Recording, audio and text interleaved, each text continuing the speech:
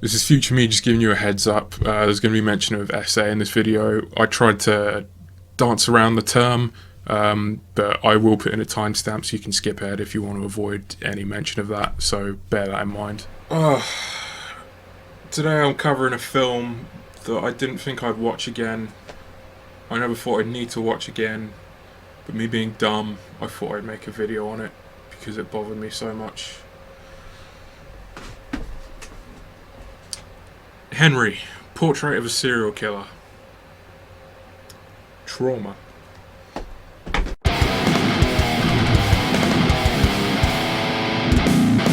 So some background for this movie is based off the two serial killers, Otis O'Toole and Henry Lee Lucas.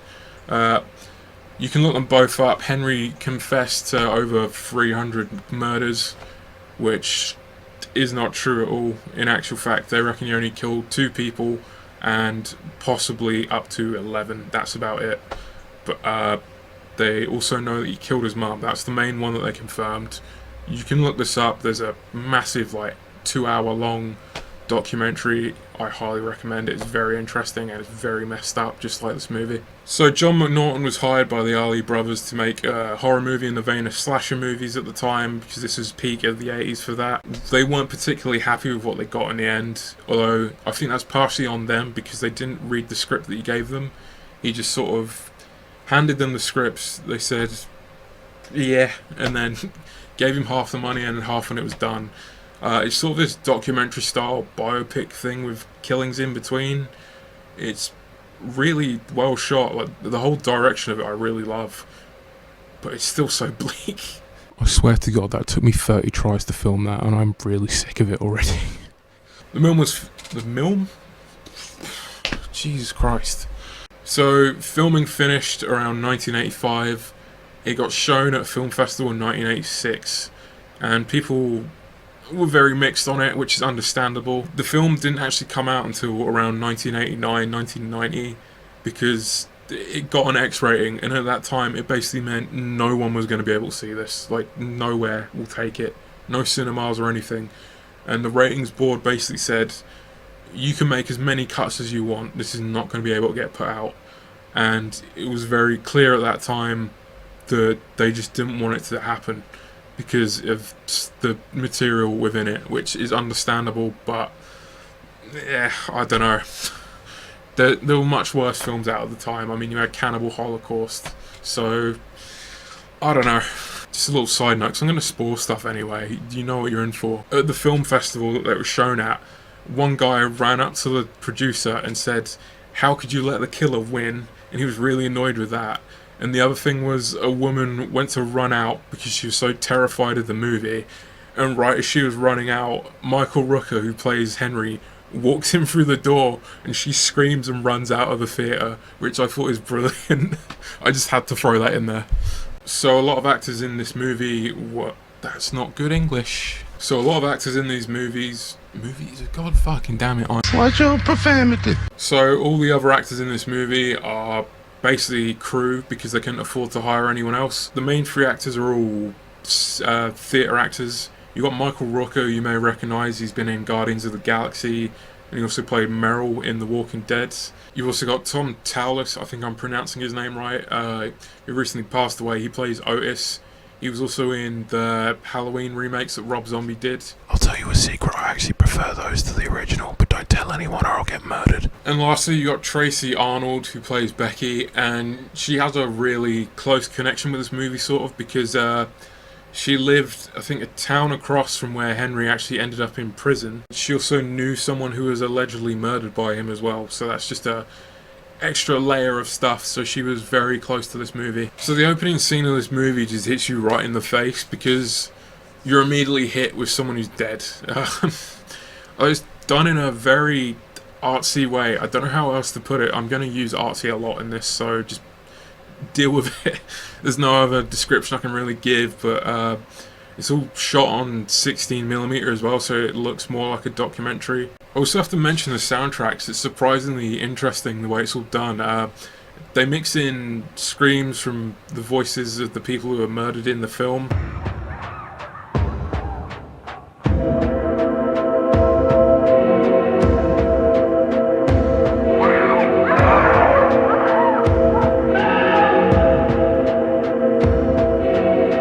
with Henry and Otis talking over it, along with these like reverbed drum beats. I guess they're done on tom-toms or something, but it just gives you a really unsettling vibe, and it really suits the atmosphere.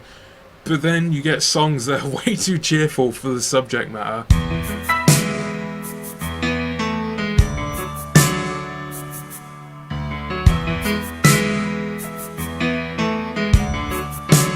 So right from the opening, we're already seeing Henry's like killing spree. I guess it's like a need for him. As I was watching it, there was parts of me questioning whether these were kills he did or these were just scenes of kills that happened.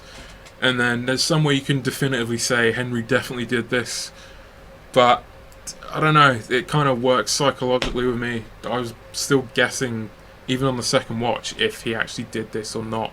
So that's just something to think about as you're going through this movie. So Henry abuses his job as an exterminator to get into people's houses, which is kind of smart, I'll be honest. So that's where there's one scene where you can definitively say Henry killed someone, because we see him stalk this car, see where they live, and later on he brings his exterminating tools there to get in the house, gain access, and then, you know, kill. So Otis goes and picks up his sister from the airport, who's called Becky, and she is basically escaping her abusive husband, I guess.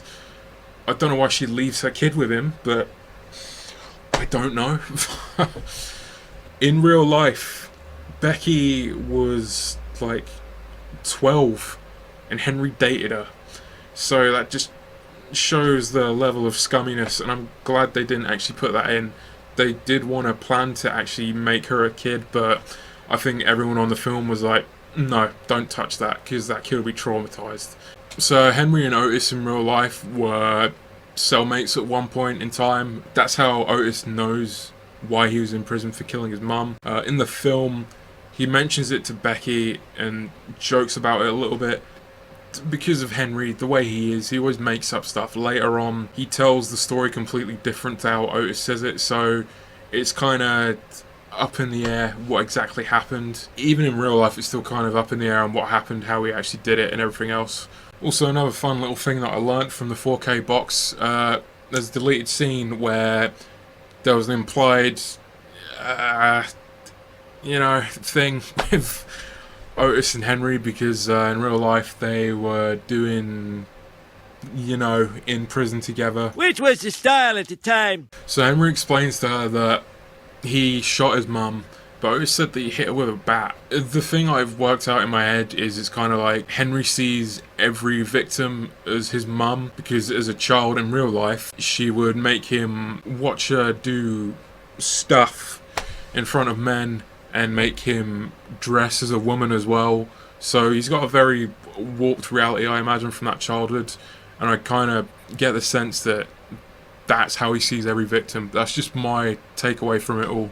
You can take away what you want, but that's just what I see. So we're back in their disgusting apartment, because of course they'd live in squalor. Look at them. They're making jokes about Becky's past as a sex worker. Otis grabs her by the arm threateningly, and then Henry grabs him like a little bitch and is like, "Don't do that, Otis. She's your sister." You can kind of start to see he's messed up, but he still has some level of moral, if that makes sense. Otis gets kind of moody, so he says, "Do you want to go out for a beer?" And they do. Later on, they want to have a little fun. It cuts to them in I guess like a back alley with some sex workers. Henry gets a little too overexcited, choking someone, and he snaps the neck. And then the woman in the front with Otis panics, and then Henry has to snap her neck as well. And Otis kind of helps, and he gets in a panic because he hasn't done this before. We start to see that Henry's kind of implicated Otis into it. So now they're kind of stuck together, which is part of how everything goes wrong later on in the film. Little baby Otis has calmed down. He's had his McDonald's, right? He's good now. He's okay. We're in the apartment again. Otis is getting moody because the TV's not working. Him being the high IQ man that he is, puts his foot through the TV, and Henry's like, "Why'd you do that, you idiot?" So they go out and buy a new TV. The guy that sells the TVs in this little garage bit, he is an actual illegal TV dealer or electronics dealer in real life. He was like one of the biggest ones at that time that got caught. So that's a weird little thing to add in there. This has like a... This is the only fun kill in the movie. It's a dark movie, so it's nice that there's these like tiny bits of comedy in between. But they burn him with a solder after he like... I think he questions their IQ and everything or something like that. And so Henry burns him with the soldering iron, and then they smash a TV on his head. And I couldn't help but laugh when they plugged the TV in and set it on fire. And part of me was just like, yeah.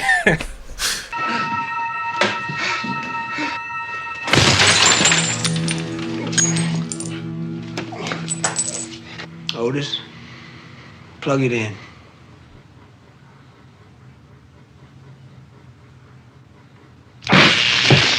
Like, he fucking died in the best way he could, and that's my favourite kill of the movie, just because it's fun, it's funny, it's not grim and disturbing like the rest of the movie. He also had a camcorder there that they tried to sell him, but of course they killed him, so they just took it anyway. It's been made me cringe a little bit, because it's them dancing around the apartment while Otis films it, and yeah, I don't know, this bit just made me cringe. Like, I don't know why. Otis being who he is, he takes it too far, and they have to be like, pack it in, turn the camera off. One thing I forgot to mention earlier is we get shown Otis working at a petrol station, or a gas station if you're American, and this kid tries to buy cabbage.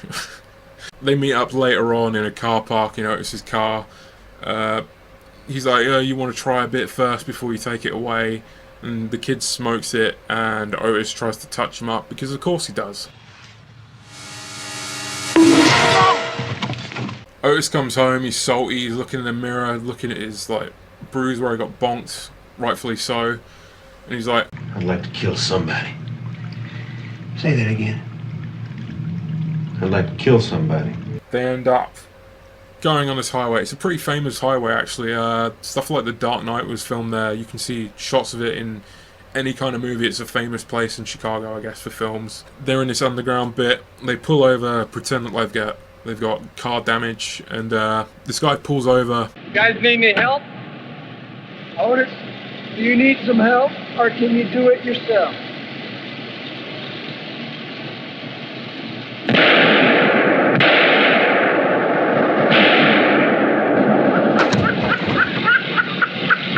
So they were going to have Otis shoot this guy, go over and put the gun in his hand, and be like, look, Henry, suicide. And they didn't keep it in because it was way too funny. It would have ruined the tone of the entire film. But I wish they'd had the audio for the deleted scene, because on the 4K set they only have the video for it. They couldn't find the audio files, which is a bummer because I'd have loved to hear that.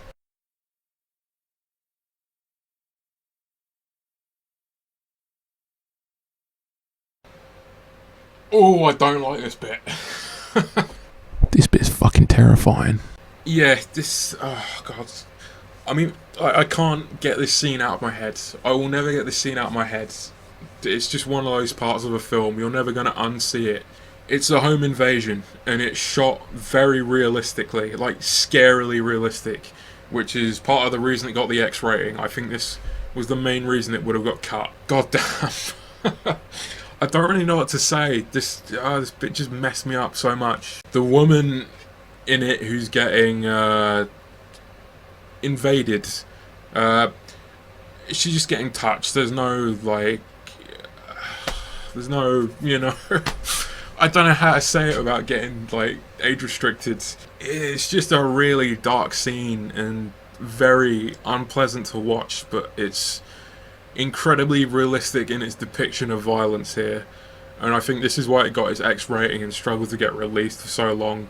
I don't think the movie would have worked without it in a weird way, because you really get to just see how depraved these two people are. Another thing, here you also see Henry's morals coming into play again. Otis snapped this woman's neck, and then he tried to touch her corpse, and Henry proper shouted at him like, don't do that, we don't ever do that. And again, that's showing Henry has some kind of line. He's a killer, but he has morals. And I just thought this was a really messed up scene in a movie that I will never forget for as long as I live. And I mean that genuinely. I think having it shot with the camcorder as well does make you sort of feel like you're implicated in it because you're watching this disgusting scene play out and you can't look away as if you're like filming it for them. I don't know, that's just the way I interpreted it, but I thought it was a really good way of filming that shot. We're getting to the climax, and it's not going to be fun. Where do I begin with this? My mind's still screwed because I've just had flashbacks to the bloody home invasion bit, so I don't know, I'm going to be a bit like chopped up. Henry and Becky decide to go out for dinner, and they come back later. Otis is passed out drunk on the sofa, rewatching the movie. Henry takes the tape out so Becky doesn't see, obviously. Becky starts to come on to Henry, and Henry doesn't seem into it. I feel like it's kind of like flashbacky for him, sort of like maybe something to do with his mum and all that, I don't know.